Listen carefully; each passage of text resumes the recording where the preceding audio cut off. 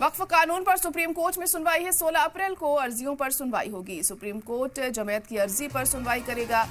Court में मरकजी हुकूमत की भी अपील की गई है कि कोई भी फैसला लेने से पहले हमारा मौक़िफ़ जरूर सुने। मरकजी हुकूमत वक्फ कानून मुल्क के लिए खतरा है। आपको बता दें कि ये जमयत की तरफ से कहा जा रहा है कि वक्फ कानून मुल्क के लिए खतरा है। वहीं मरकजी हुकूमत ने कहा है हमारा मौक़िफ़ सुनने से पहले आप कोई फैसला ना लें। सुप्रीम कोर्ट की तरफ से उन्होंने कहा है कानून से मजहबी हुकूक की खिलाफ वर्जी की गई है, ये कपिल सिब्बल ने कहा। वहीं आपको बता दें कि जल्द ही सुनवाई की मांग भी की थी कपिल सिब्बल ने, जिसके बाद अब 16 अप्रैल को इस मामले में सुनवाई होगी। कानून को मुल्क के अमन के लिए खतरा बताया जा रहा है।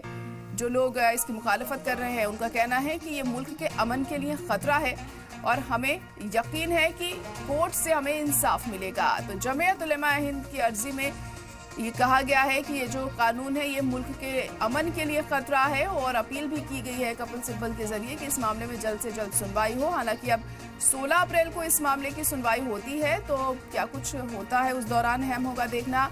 वहीं आइन के खिलाफ भी इसे बताया गया है, आइन के खिलाफ हैं कानून की धाराएं, ये कपिल सिब्बल ने कहा। तो इस वक्त की बड़ी और अहम खबर आपको बता रहे हैं। वक्फ कानून आज से नाफिज हो गया है, लेकिन सुप्रीम कोर्ट में तमाम अर्जियां लगाई गई हैं इसके खिलाफ, जिस पर 16 अप्रैल को सुनवाई होगी।